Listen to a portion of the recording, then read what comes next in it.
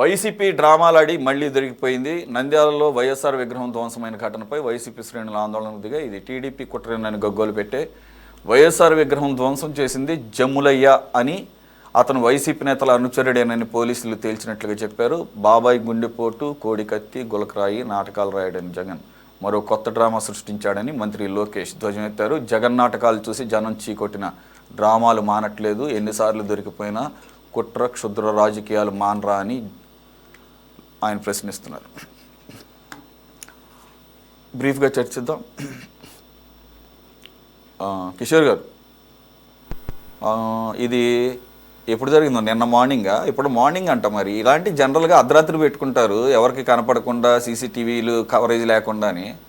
మరి ఆయన అంత డేర్గా ఆరు తర్వాత ఏదో పగలగొట్టి వైఎస్ఆర్ గారి విగ్రహాల్లో తలకాయని సెపరేట్ చేసి అందరూ చూస్తుండగా అదిగో మా విజువల్స్లో కూడా కనబడుతున్నాయి.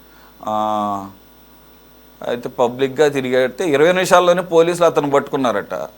తీరా తేల్చింది ఏంటంటే ఆయన వైసీపీ కార్యకర్త అని చెప్పేసి. మరి అంత ఈజీగా దొరికిపోయేటట్టుగా ఒకవేళ మీరేమైనా ప్లాన్ చేశారా? అంటే మీ కూటమి ప్రభుత్వం ఏమన్నా? సార్, ఇది సోషల్ మీడియాలో నేను చూశాను.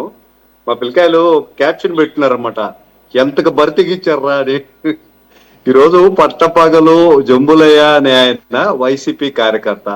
ఏ విధంగా అంటే వైసీపీ కార్యకర్త రాజేశ్వరి అనేవి అక్కడ పదవుల్లో ఎన్నికైనప్పుడు ఆ భర్త శేషయ్య గారు, జంబులయ్య గారు ఇద్దరు స్నేహితులు బాలమ్మ అని వాళ్ళ జంబులయ్య గారి భార్యకి సిఆర్పి ఉద్యోగానికి 2019లో ఇప్పించారని చెప్పి ఆ రోజు వీడియో కూడా రిలీజ్ చేసింది. ఆ వీడియో కూడా నా దగ్గర ఉంది, చూపిస్తాను.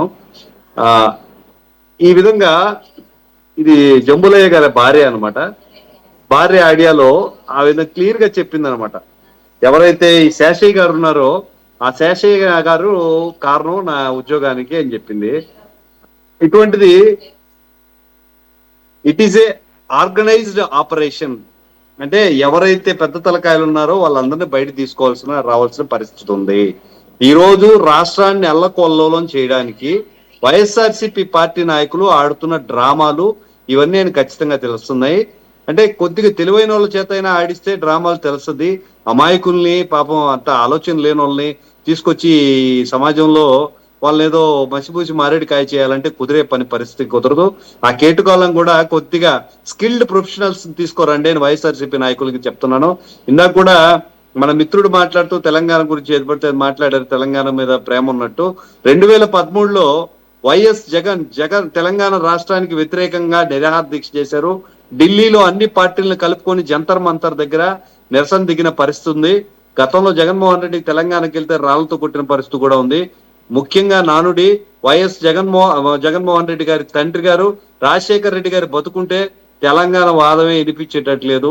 ఇవన్నీ మీరు కింద పెట్టుకొని ఈరోజు రాష్ట్రాన్ని అవమానకరంగా మాట్లాడుతూ అవతల ఒక ప్రాంతీయవాదాన్ని ఆయన మాట్లాడిన మాటలో విభేదాలు లేనకపోయినప్పటికీ విభేదాలు సృష్టిస్తా మన రాష్ట్రాన్ని కించపరుస్తూ మన నాయకుల బొమ్మలను పంపిస్తామంటే దానికి కూడా ఒత్తాసు పలకడం అనేది చాలా హేయమైన పరిస్థితి. ఈరోజు కొబ్బరి చెట్ల విషయంలో విశ్లేషకుడు పెద్ద సీనియర్ సారు దాన్ని కూడా నేను మాట్లాడుతున్నాను. రెండు విడివిడిగా మాట్లాడిన మాటలో తెలంగాణలో కూడా అంటుంటారు మీ చుట్టూ గోదావరి ప్రాంతాల్లో టెంకాయలు ఎంత బాగుంటాయని. ఒకసారి ఈ పాడైపోయిన చెట్లను చూస్తే ఎవరు దిష్టైనా తగిలిందేమో అనిపిస్తుంది. అంటే దీన్ని వైఎస్ఆర్సీపీ నాయకులు సమన్వయం చేసి రెండు కలిపి క్లిప్పింగ్లు ప్లే చేశారు. సరే, మీరు కూడా దాన్ని సమర్థించడం కరెక్ట్ కాదండి. అట్లాంటి తప్పుడు మాటలు అనుకున్నాయి ఈ రోజు వాళ్ళు మాట్లాడి మీరు వింటున్నారా సార్? ఎంత దారుణంగా మాట్లాడుతున్నారు. మంత్రులను మర్చిపోయి అసలు అజెండా లేని కవిత గారు మాట్లాడుతుంటే నవ్వొస్తుంది. రాష్ట్రాన్ని అల్లకల్లోలం చేయడానికి వైఎస్ఆర్సీపీ ప్రభుత్వం నిర్ణయం తీసుకుంది. ప్రాంతాలుగా మతాలుగా విద్వేషాలు రెచ్చగొట్టి ఈ రోజు ప్రభుత్వం ఫెయిల్ అయిపోతుంది అనే చర్యలు తీసుకొస్తున్నారు. కానీ ఇక్కడ అభివృద్ధి పదంలో, సంక్షేమ పదంలో కూటమి ప్రభుత్వం నడిపిస్తుంది. ఇది ప్రజలందరూ కూడా గమనిస్తున్నారు. కేవలం కొంతమంది తెలంగాణ ఉన్మాదులు మాట్లాడినంత మాత్రాన తెలంగాణ వాళ్ళందరూ కూడా మనల్ని వ్యతిరేకించే పరిస్థితి లేదు. ముఖ్యంగా తెలంగాణ విశ్లేషకులు, జ్ఞానులు ఎవరైతే ఉన్నారో పవన్ కళ్యాణ్ గారిని ఇష్టపడుతున్నారు. ఏదో ఒక రకంగా ఒకరోజు కులం పేరు మీద, ఒకరోజు మతం పేరు మీద, లేకపోతే స్వపక్షం వారి నాయకుడు తలకాయని తీసేశారంటే వైఎస్ఆర్సీపీ కార్యకర్తలని ఒకటే మాట, ఎంతగా తెగించారా అనిపిస్తుంది. కనీసం కొద్దిగా జ్ఞానం ఉన్న వాళ్ళైనా చూసుకోండి. ఇందాక సార్ చెప్పినట్టు అర్ధరాత్రి పూటైనా ప్లాన్ చేయండి, ఎవరు చూడకుండా డైరెక్ట్ సెల్ ఫోన్ లో వీడియో తీసి వీటిని సోషల్ మీడియాలో పెట్టేశారు.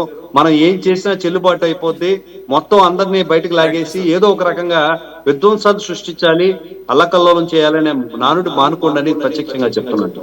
రైట్. నేను అన్నది అర్ధరాత్రి ప్లాన్ చేసుకోమని చెప్పలేదు. జనరల్గా ఇటువంటి ఇల్లీగల్ యాక్టివిటీ చేసేది అర్ధరాత్రి పూట ఎవరు చూడకుండా చేస్తారన్నది